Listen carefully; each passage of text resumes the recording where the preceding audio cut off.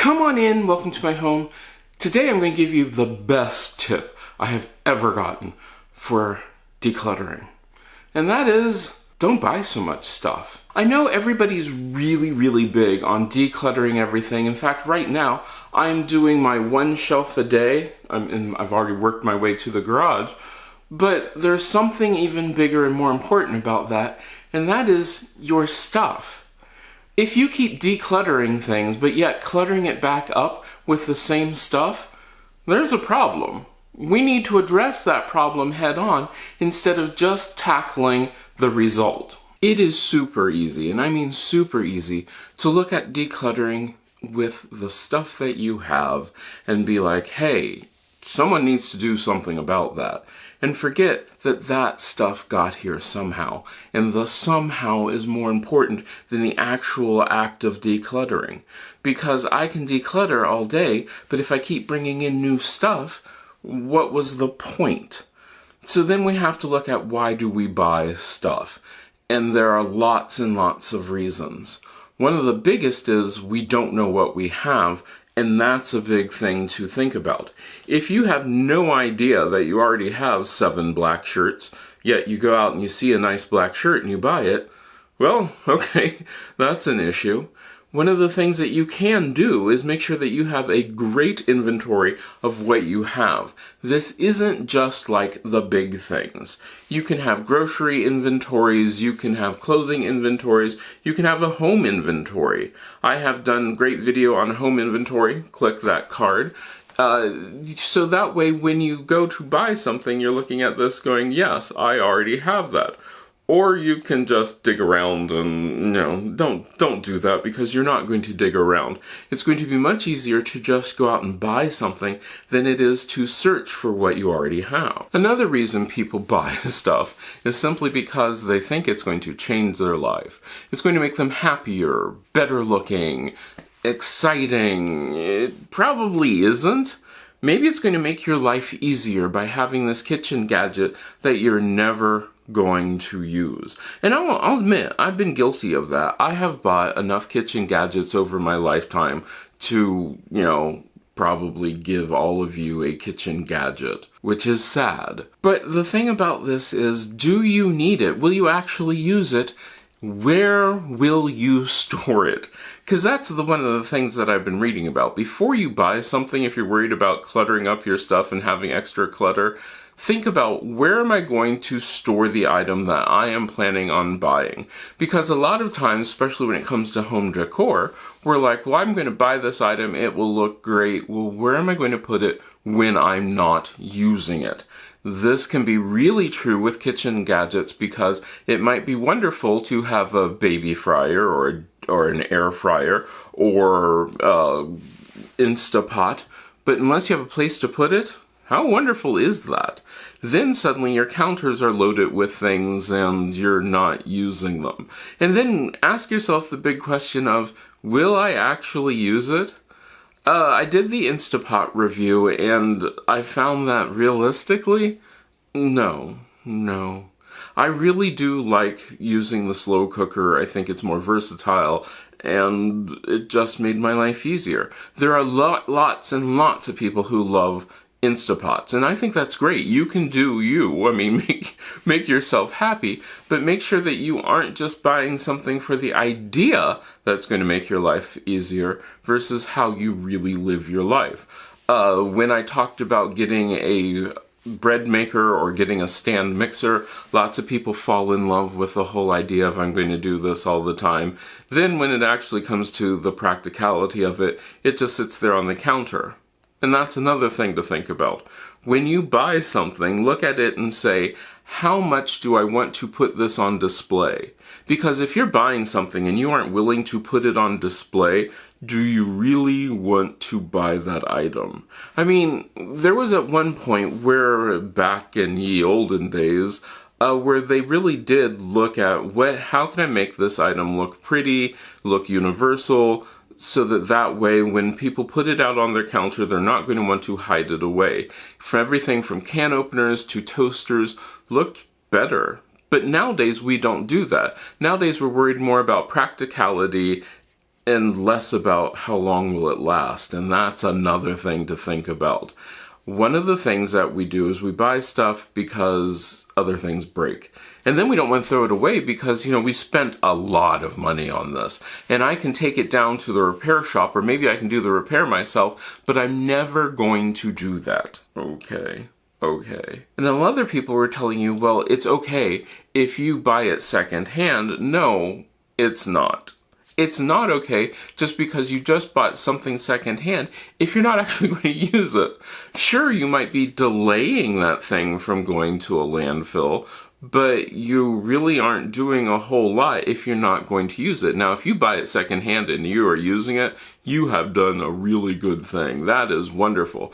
But if you buy it secondhand and you aren't really doing anything with it, and then the longer you keep it, the less likely somebody would use it if they bought it secondhand, you might actually be getting that thing closer to going to a landfill. It's this really weird dichotomy.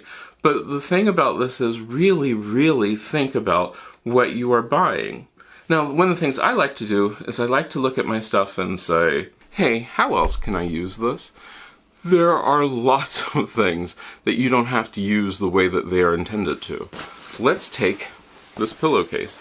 This is a great pillowcase, but I have used my pillowcases for not just regular normal pillowcases, but I've used them as throw pillow covers for my couch. I've even put them inside of jars so that way they can be a decorative item and give that feeling. The more ways that you can use something, the more ways that you can use something.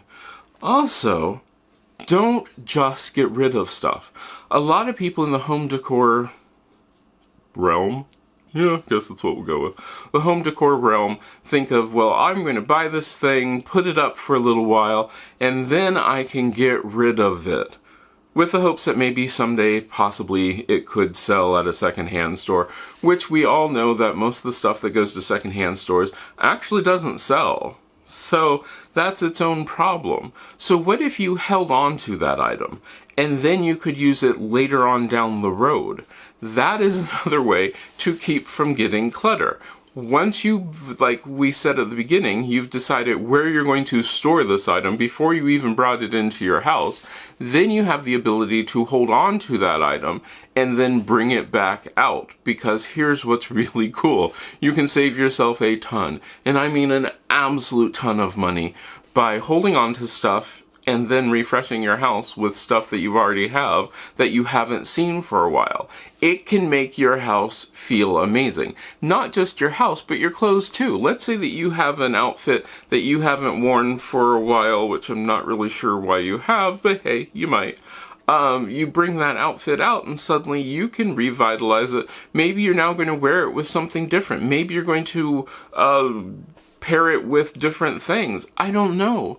But just getting rid of it because, well, now I'm tired of it. Okay, today you might be tired of it, but tomorrow might be something completely different. If you have the space to hold on to something, hold on to it.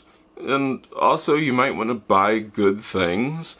Here's the thing about this, and this you hear a lot. People are like, well, save your money and buy just quality stuff which will last for a long time, but that really also won't do anything unless it's something that will remain timeless forever that you're going to like. Or at least timeless enough that you can then put it in the back of your closet and bring it back out when you feel like it.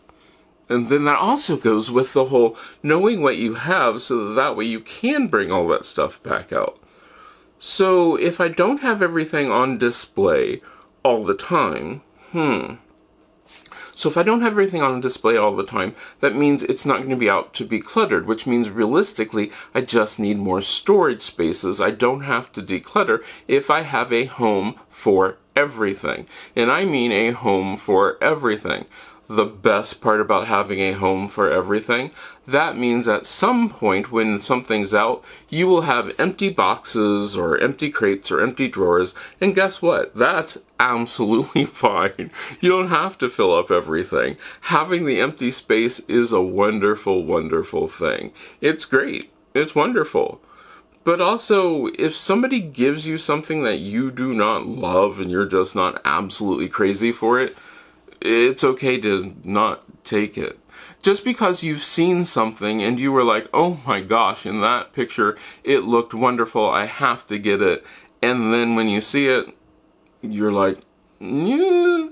I like to do this thing where I think about something. So I'll write it down on the list. Once I see it, I will take a picture of it. Maybe I will pin it someplace. And then I think about it for a while before I buy it, because that way I'm really getting invested in it. I can see if this would actually work, if it's something that I actually think about more. Because a lot of times we get those impulsive things where we're like, hey, you know, I just saw this commercial and this item seemed really cool, but then, you know, 2 days later, you haven't ever thought about that thing, and it only comes up once every blue moon. So realistically, that thing isn't one of those great things to think about. You don't really need it, do you? And then it becomes clutter, and then all this, oh, it just gets out of control. So the biggest way to handle your clutter is to handle it before it becomes clutter. Before you start bringing it in, think about, do you need it? Do you have a place to put it? I cannot stress this enough. Have a place for something before you buy it. If you don't have a place to store it, don't buy it. If you don't have a place to store it and you really want to buy it, create a place to store it, then you can buy it, and then it's not clutter, and then you're not running into that whole infamous, well, okay, I can put this here, now I'm going to move this thing here, and I'm going to leave these things there. No, everything needs to have its place. With everything in its place, you will cut down on the amount of clutter that you have. So yeah, my best advice for decluttering is head it off before it becomes clutter. What about you? What is your best advice for pre-cluttering? Before you get to that clutter part, what do you like to do so that it doesn't become clutter? Let me know down in the comments. I'd like to take this time to thank these wonderful people who help make videos like this possible. On Patreon, we do discussions about what videos are coming up. They also get the video early access to the videos. Also, on memberships, they get the same thing with the early access to the videos, discussions. It's a fun thing to do, and I'd like to thank everybody for that, and I hope I get to see you again the next time you stop by.